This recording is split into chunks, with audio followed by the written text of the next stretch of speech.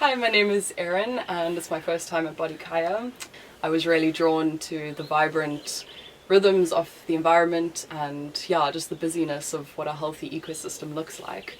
I've been thinking about systems of ecologies and collecting discarded objects that have been through processes of death and decay, and through the insects and the crabs and the spiders and skeleton leaves and branches and galls of the plants that I find. I'm hoping to weave them into a new being where, you know, these objects can take on a new life through the relations that they make with each other.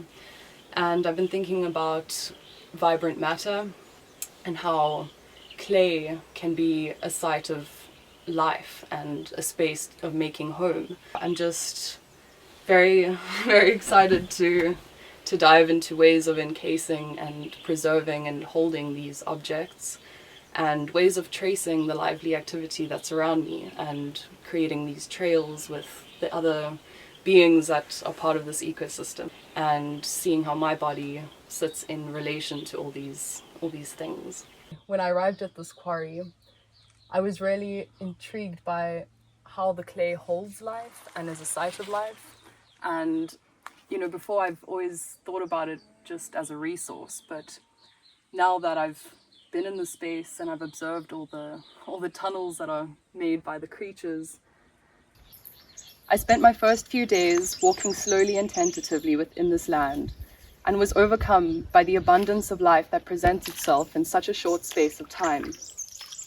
I was guided along the paths by fragments of dead creatures and various instances of lively activity that either shifted my movement through the land or that captivated me to stay a while and trace the trails of their movement.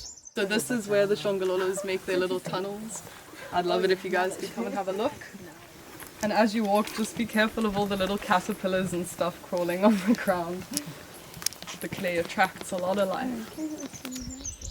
I've been thinking about the more than human connections within this ecosystem, and how life and matter is entangled within this vibrant ecology.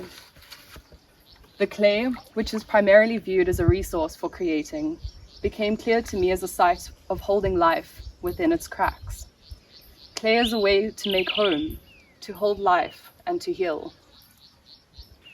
Through my research for this project, I have unpacked the heavy colonial baggage of my ancestry, and where I'd once seen only the harm and degradation that these invasive plants bring, I now see their waste as a site of making new home, a place of hope for rebirth and regeneration. I have therefore drawn a connection between myself and the galls of the Rooikrans trees through an effort to hold, to encase these objects in the clay. In this very impersonal endeavor, I found my body to be a source of pigment making, just like these Earth's clay deposits. I started by dipping the page in a little stream by the trees down there, and that's how I got the first layer underneath. And then I started working on top of it with my blood and with this clay that I mixed together, and I found that the blood actually attracted a lot of lively activity, and hence all the lines that I used to trace the insects as they moved around the page. This piece is a vulnerable connection to the land, as my blood becomes a holder of memory and a way to trace the life, both around and within me. The processes of life and death that propel the Earth's rhythms also move me. How do we remember spaces? How do we make space? How do we hold the life around us so that we may hold the life within us?